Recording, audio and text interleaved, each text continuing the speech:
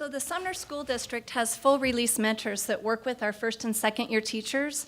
And by us using the Danielson components for a backdrop of reflection and growth with our new teachers, we're continually wanting them to see this as a tool, a best practice tool, rather than just how they're being evaluated by their principals. And so thereby we're helping them to create a paradigm shift.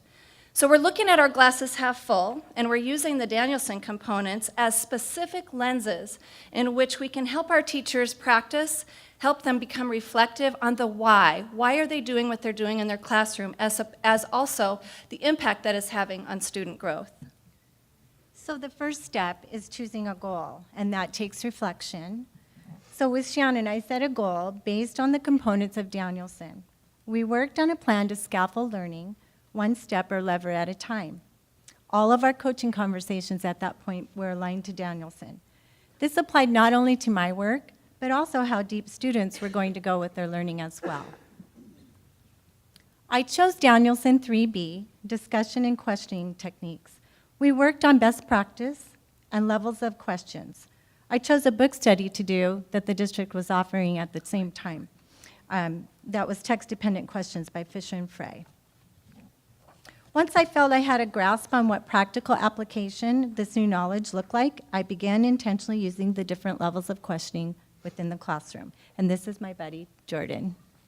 So as her mentor, we would then come in and I would observe, I would debrief, we would videotape, and I would help her to develop a format to use those questions so that she was getting more and more adept at using them. And after working with the questions, the guided level questions for a while, Erin felt ready. She wanted to move even further. And so after observing and debriefing, we decided that what we wanted to do is now move her more towards a continuum of student-directed questions as opposed to teacher-directed.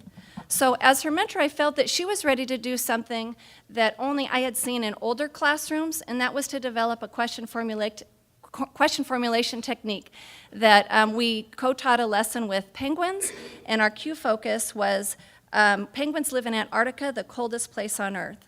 So we did it as a whole group session, and the hands just kept coming up. So being first graders, we had also discussed the need to explain what an open and closed-ended question even was before this lesson could start. This allowed for students to follow that QFT process and to figure out really how to help each other understand what an open and closed-ended question was. So one of the questions that came up from students was, do baby penguins and polar bears play? This led to a close read on an article comparing and contrasting penguins and polar bears and incorporating hand gestures that look like this. Polar bears and penguins live on opposite ends of the earth. It led to an informational piece in which they could incorporate that comparing and contrasting.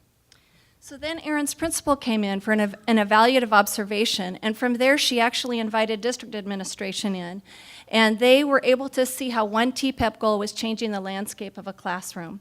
And so then at the district office, I had one district administrator come to me and say, wow, you've got to go in and see what one teacher's doing in their classroom.